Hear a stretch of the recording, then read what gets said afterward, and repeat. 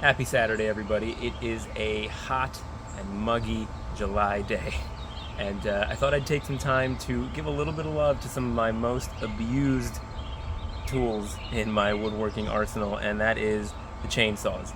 These things are just workhorses, and you just throw them in the mud, you throw them in the truck, they're covered in sawdust, they're covered in oil, but it really pays off to take some time, clean them up, make sure that they're running well, make sure everything is the way it should be, all the components are doing well, because let's be honest, these things are not cheap. They are investments, and if you treat them right, they will work well and they'll last you a lifetime. So we're going to go through a few different chainsaws that we have here. I've got a battery-powered Milwaukee. I've got a medium-sized steel 046 Magnum. This is actually just recently gifted to me by a friend of mine, so we're going to have to check this guy out, give it a little bit of TLC, and see if we can get him running again. And then I've got the main workhorse here, which is my Stihl MS661C. This is the one that I use for milling lumber. It's the most powerful one that I have with the biggest blade, so I use it in my Alaskan chainsaw mill, and it helps me rip slabs of lumber. So we're going to just go ahead and start taking these apart, doing a little bit of spring cleaning, checking everything, making sure everything is in good working order, and we'll go from there.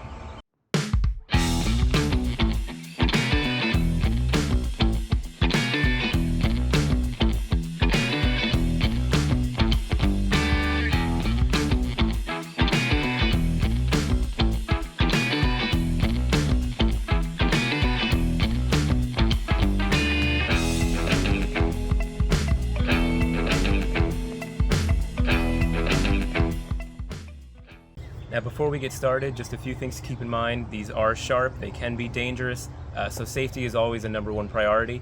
Just a few of the things you're going to need are some safety glasses, some gloves for handling the chain, just some regular latex gloves for handling all of the greasy bits, and some hearing protection if and when you're running the chainsaw. As far as the tools that you'll need, it's actually not much. The most important one is going to be your scrunch, and yes, that's actually what it's called.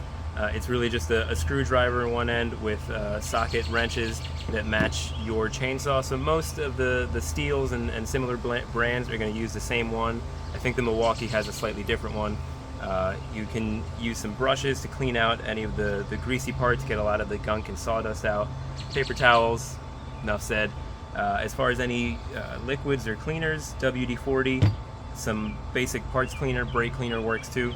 I'm using Simple Green and just a 5-gallon bucket to clean out the chains, and just some bar oil to lube them back up when they're all dry. Alright, so now we're ready to actually start taking this apart and start cleaning it, and we're just going to start with the simplest one first. This is a battery operated model, so really there's not much to it. There's no plugs, there's no air filter, no carburetor, nothing like that. All we're going to do is pop this cover off, clean out all the gunk in there, take the bar and the chain off, and just clean it out, put it back together. Really, really simple. So we can start by taking off these nuts here. And this is also how you would tension the bar. You would loosen this, and then you can adjust the tensioner in there. But for now, we're just going to take these off.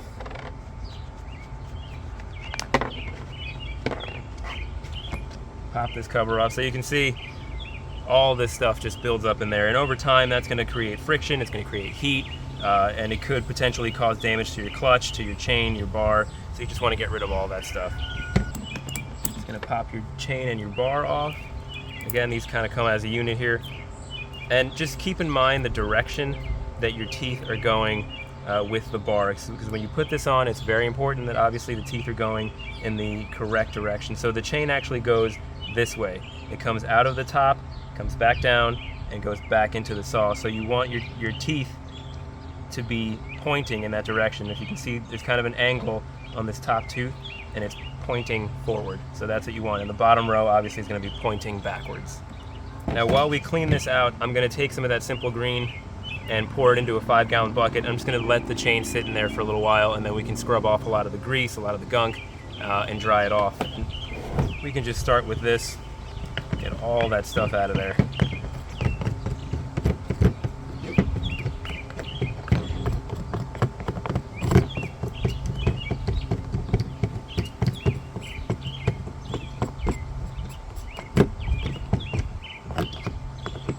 with the actual chainsaw body here. You do want to be careful not to scratch up too many of the components. So if you have a plastic pry bar or a plastic, maybe like a gun cleaner or something like that, that actually works really well because you won't damage any of the metal components. So just be careful.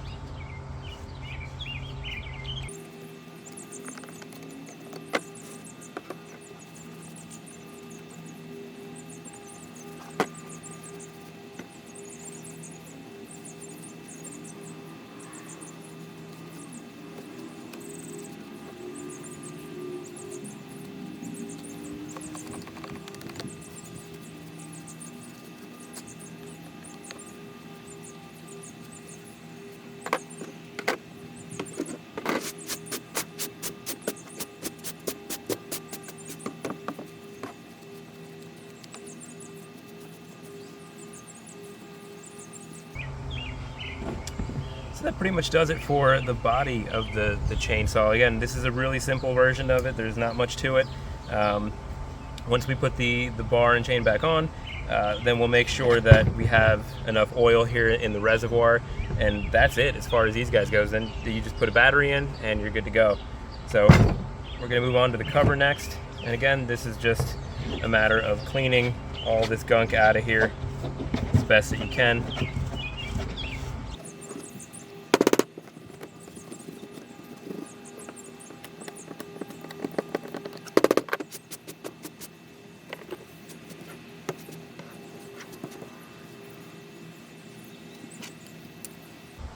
One thing you do want to check on your bar is to make sure that this tip here, I don't know if you can see, but there are some teeth on here. There's a little gear that spins in there, and you want to make sure that that spins freely. If it feels stuck or it's not moving well, that's going to cause some heat and friction, and over time it's going to damage your bar and potentially damage your chain, so make sure you check that. The other thing you want to check is the groove along the bar, so that's actually where the chain will ride all along there. So you want to make sure that that is cleared out. So I actually found a little plastic parts cleaner, gun cleaner pick, so this way I can actually get in there and not damage any of the metal components. So you can see all this stuff that's coming out of here. This is all basically just bar oil and sawdust that have just built up, and over time that stuff can gum up this gear, it can gum up your chain or the clutch in the body, and again just causes more heat, more friction, and that causes damage. Look at all that. Once you've cleaned it, I usually just like to give it a light wipe with WD-40. This one's not too bad, it's all still painted, but if you have any bare metal spots or anything like that, you definitely want to keep some kind of oil or lubrication on there to keep it from getting rusty.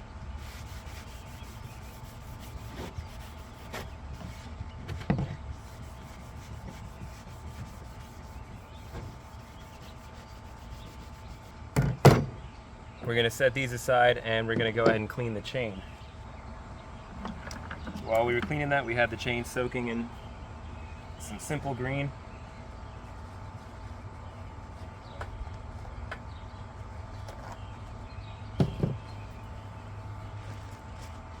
Just want to dry it off gently. And again, these are sharp, so be very careful.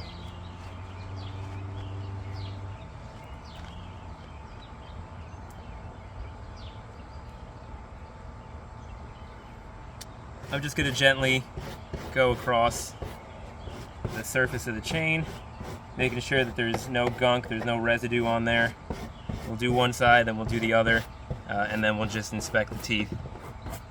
Once you've gone around the whole chain, I usually just like to hit it with some parts cleaner, and that way it kind of loosens up any last debris that's still clinging onto there, and then we'll take some bar oil and we will lubricate the chain and put everything back together.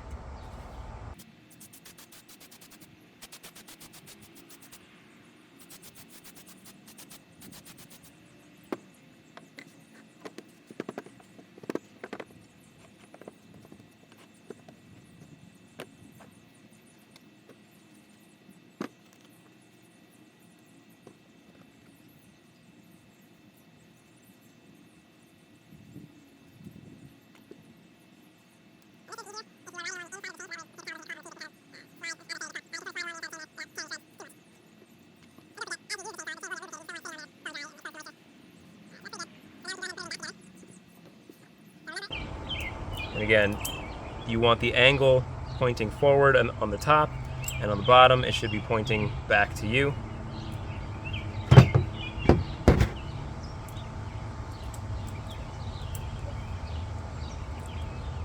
And then we're going to slide it over these two nuts here onto the clutch. There you go.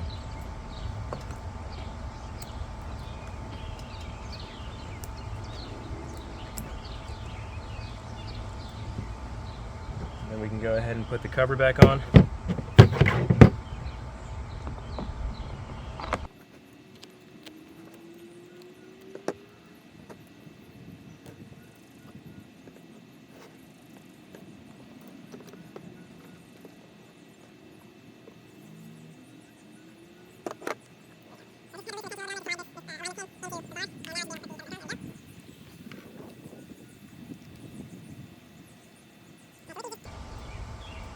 Alright, so with these just kind of hand tight, now we can adjust the tension on the chain.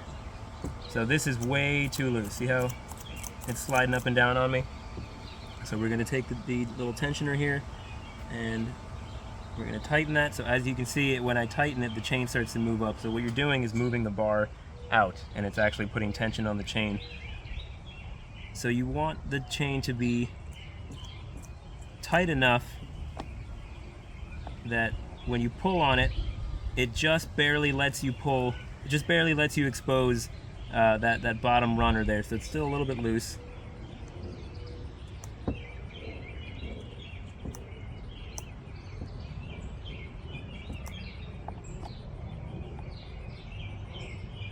That's better. So I'm not pulling on it super hard, but I do have to pull a little bit, and you're just able to expose that bottom of that little runner there. Alright, so one desired tension, and go ahead and tighten these up.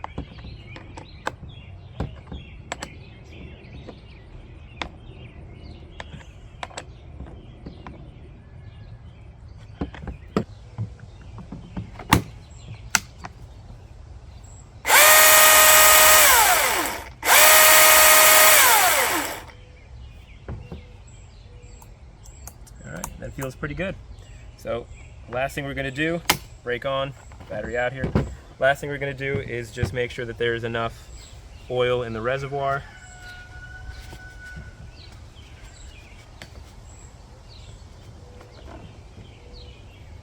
And we are a little bit low. We're going to go ahead and fill that.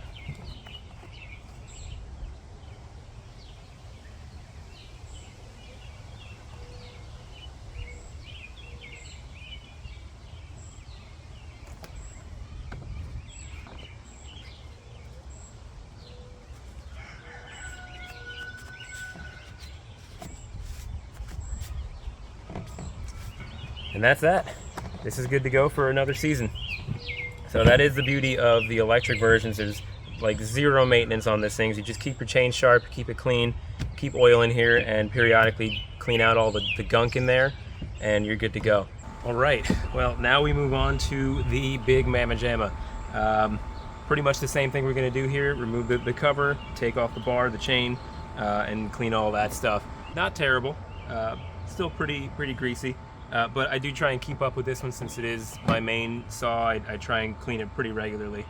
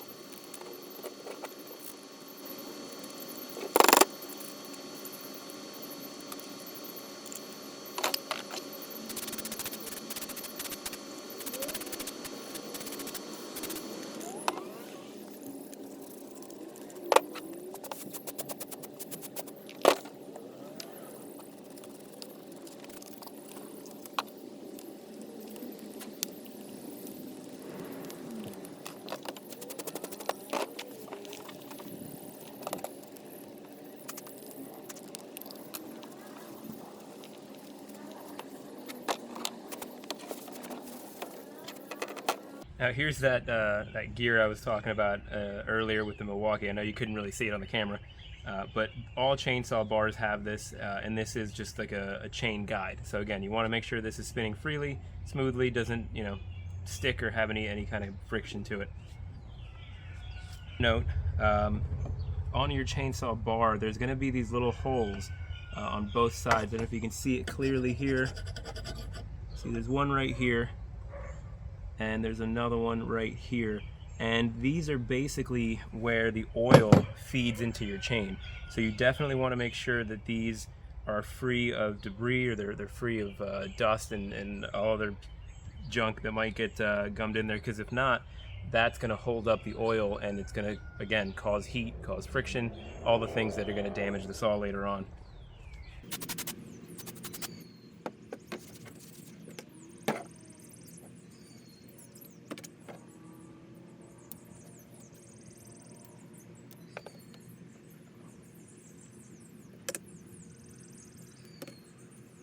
Now the main difference between the Milwaukee battery powered saw and one of these is that you've got a lot more components inside, obviously. So one thing you want to check, you want to take a look at your air filter. If you can, you want to take a look at the spark plug. And this is just a visual inspection. And if there's something wrong, obviously you're going to have to diagnose it. But for the most part, just taking your filter, cleaning it off, maybe taking some compressed air and blowing it out is usually more than enough for just seasonal maintenance. You do want to replace these things after a while, but always just give them a once over, and you should be good to go.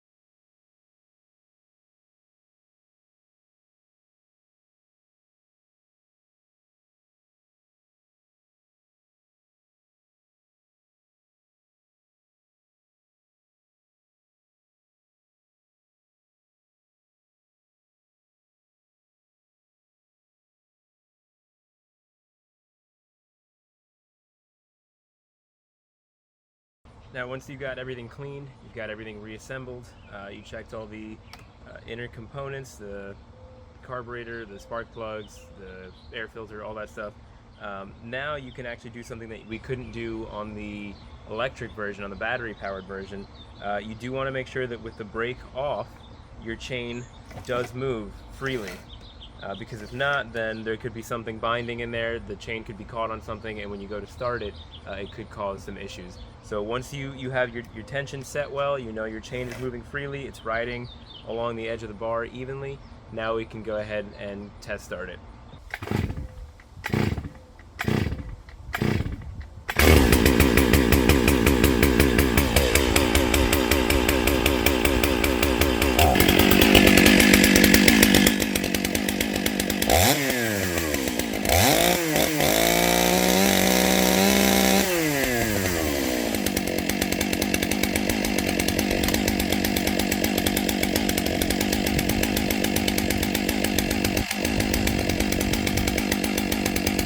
So after running it, you can see that the chain is considerably looser. This was not this loose, so that's good. You want to run it, check it, tighten it again, and then run it to make sure that you've gotten all the slack out of the chain before you use it.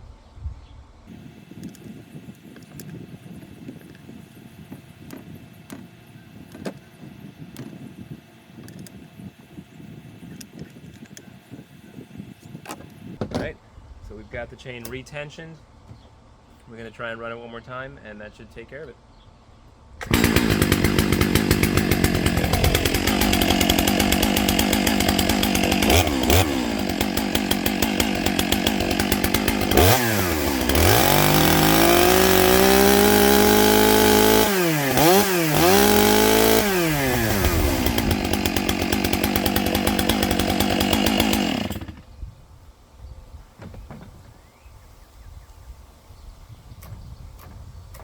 Yeah, that looks like it did it.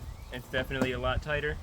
Everything moves freely, and you can even check the chain where it comes out of the saw at both ends to make sure that you are getting oil on the chain, and everything seems to be working properly, so you should be set for another season.